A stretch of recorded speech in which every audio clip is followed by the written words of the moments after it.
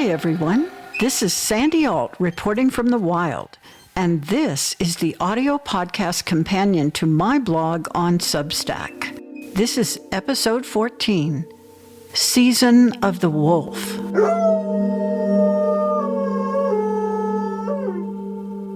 Dear friends, this one is personal. Yesterday, I started to write about this a dozen times, failed to get far, and started again. I stalled at this, which is a skill I can normally master, because I am wounded. My heart is broken. I am suffering a deep personal loss. And it occurs to me that I have been grieving for some time, not just for this loss, but also for others. I wanted to write about this, as I do all things of importance to me, because it renders them real. It makes fleeting moments and long chapters permanent, a matter of record, a truth that is carved in letters. And I wanted to write about this because writing is my gift, and it means so much to me when other writers reveal their own deepest experiences. We become one when we share our human journey. And yet, I didn't want to write about it. I didn't want to tell you my awful news. I still don't even want to believe it, and I am struggling to accept it. I am devastated by it. Even as spring is beginning here in the Rockies, it is, for me, the end of a long season of immense joy. The season of the wolf.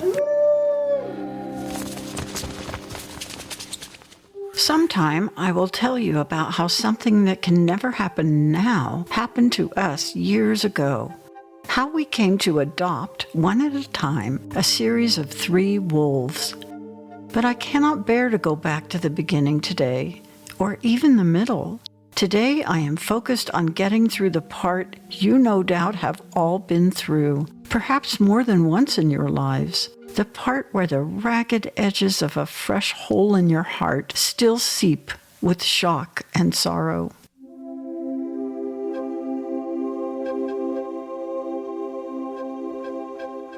This week, our wolf companion Chaco began his journey beyond the ridge. We got to love him and care for him and learn from him just a little more than 10 years.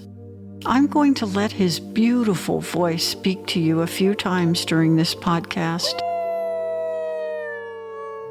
And I hope you will visit the blog post on Substack too, where I have posted some photos and a video of him. Let me tell you how Chaco came into our lives.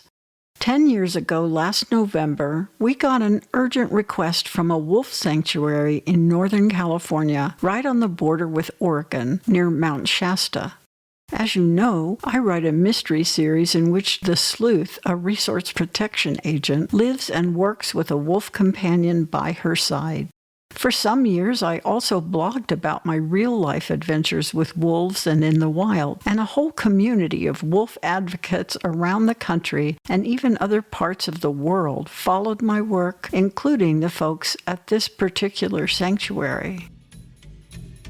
The message I received asked whether we could save a little wolf cub of 6 weeks who was set to be euthanized in 2 days. Most wolf rescues spay and neuter, except for a rare few that partner with wildlife agencies to breed to prevent extinction. But a she-wolf at this sanctuary had either become or arrived pregnant, and 3 pups were born.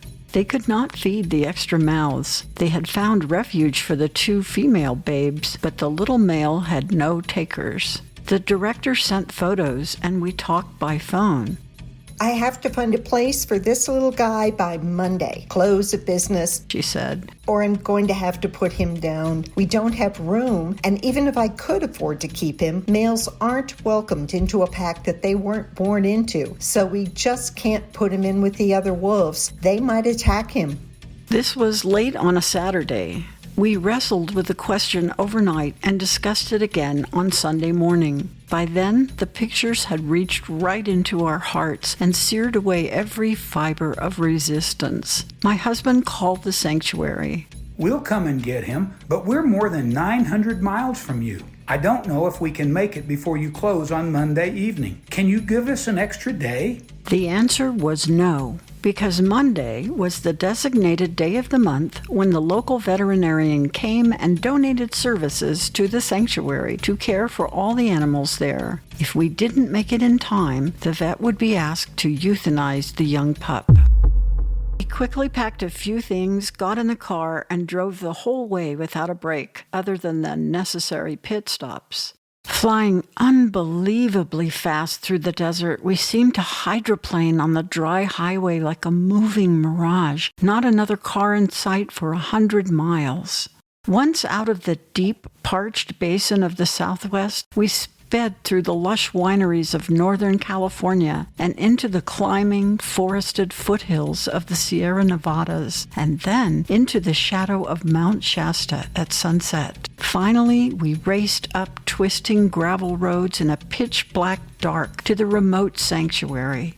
I had phoned when we were an hour away and persuaded the mother and son who ran the facility to wait for us. They were closed when we arrived, the gate shut but not locked.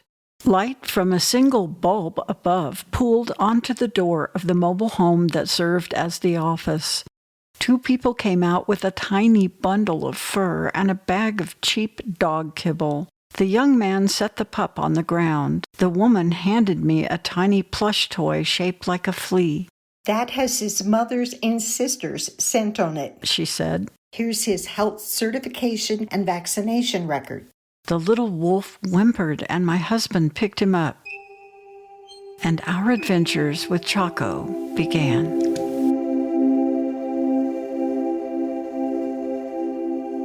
I am still not ready yet to tell much more of the story. The wound is too fresh. As per our tribal traditions, we honor the time it takes to transform. As I am recording this, Chaco has just finished his 2nd day of the 4-day journey beyond the ridge. His light is still all around us, his scent, his spirit. The candles flicker on our altar.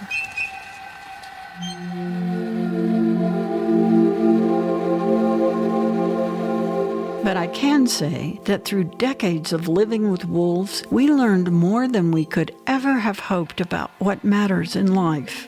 We grew in ways we could not have imagined.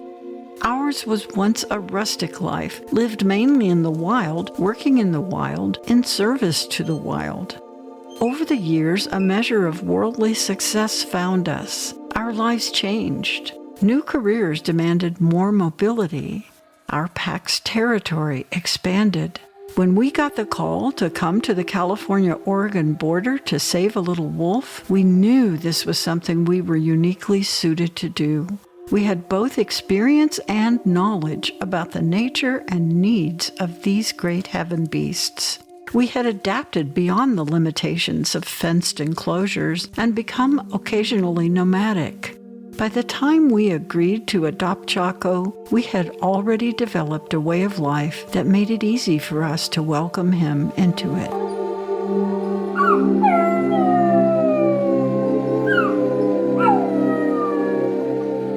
And now, in the sound of my voice, you can sense the memories. Picture the 3 of us, my husband and me and Chaco, at the top of the highest mountains, bathing in turquoise rivers in the wilds of Canada, hiking into the most remote canyons in the desert, counting the shooting stars in the sky until we give up somewhere in the hundreds, bumping and jostling in the Jeep over rock-strewn trails riddled with dips and ditches, and sometimes fording flowing washes up to the floorboards, snowshoeing through fields of deep white, howling with local coyotes as we warm ourselves around a campfire, encountering bears on the trail and around our home, creek walking in narrow gorges among towering demoiselles, kayaking on swift rivers and stormy lakes, taking the high roads into the glaciers and finding water in the most arid stretches of wilderness, and always coming home together to share the comfort and beauty of our own den with our companion kitty, Puma. These are some of the earthly bonds that I will not dwell on at length as he is on his way to spirit. because we need to let him go free.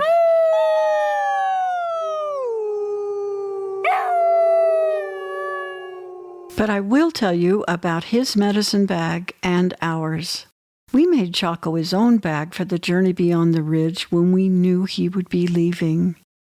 My husband and I lovingly selected the deerskin for the bag from among our supplies, and I chose from among my treasures a tiny silver wolf paw to adorn it.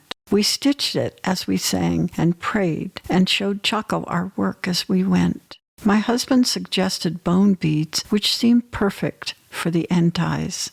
And we filled the little bag with our breath, with our voices, with songs, and with cut hair from each of us, with earth from his home and his favorite trail, with trimmings from his favorite plush toys, and the first blossoms from the cold spring gardens, and more.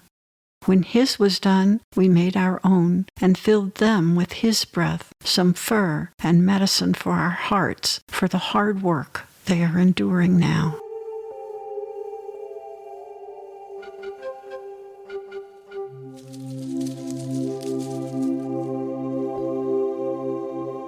When the time came, we wrapped him in the sacred red trade cloth of chiefs.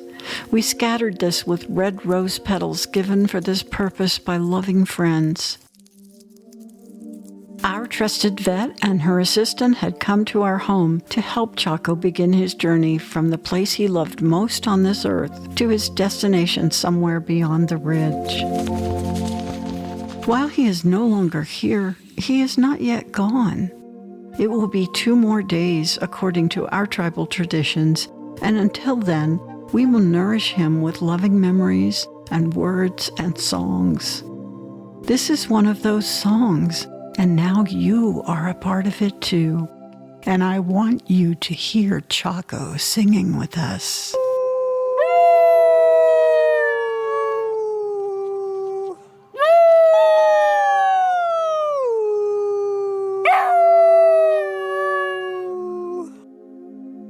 I'm glad this message has found you.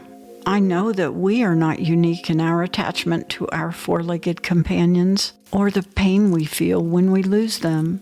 Most of you have no doubt experienced something similar with an animal you've loved. The joy they bring us makes it all worth it, and most of us would do it again, even knowing what lies at the end. If we're as good as they deserve, we become their guardians, and we provide and care for them much like we do our 2-legged children. My husband and I have also raised dogs and cats and loved them all. But there is nothing like a season with a wolf.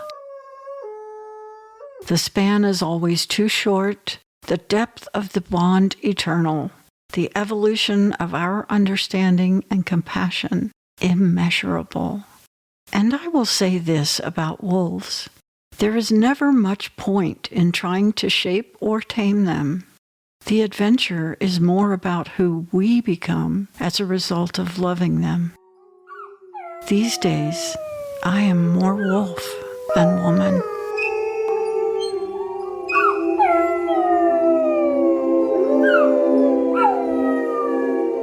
This has been Sandy Alt reporting from the wild. Every week or so, I publish a written blog on Substack, and then a few days after, I produce a variation of the blog as a podcast with some of my original music, sound effects, and more. I usually bring together lessons from my life in the wild with observations about the things going on in the world. This time, though, politics had to take a back seat. On the companion blog for this podcast, you can see photos of Chaco from when he was a wee babe in the wolf sanctuary with his mother and his sister to when we placed the medicine bag we made for him around his neck for his journey beyond the ridge. He was a beautiful boy, and I know you'll fall in love with him when you see him, if you haven't already. I want to give grateful thanks to the talented Stephanie Currington and Tim Currington from my production team for their voiceovers, and to our script editor, Teresa Doss-Weber, who nourished my husband and me with healthy meals lovingly prepared and delivered to our porch during Chaco's last days. And to our amazing friends and neighbors who brought fruit, flowers, bone broth, burritos, and more, and sustained us with their prayers and their kindness. You can read and subscribe to the companion blog to this podcast on Substack at sandyalt.substack.com. I hope you'll help me build my audience by sharing this series with your friends. And if you want more stories from the wild, look for my Wild Mystery series in book, audiobook, and ebook. You can start with any book in the series and go wild.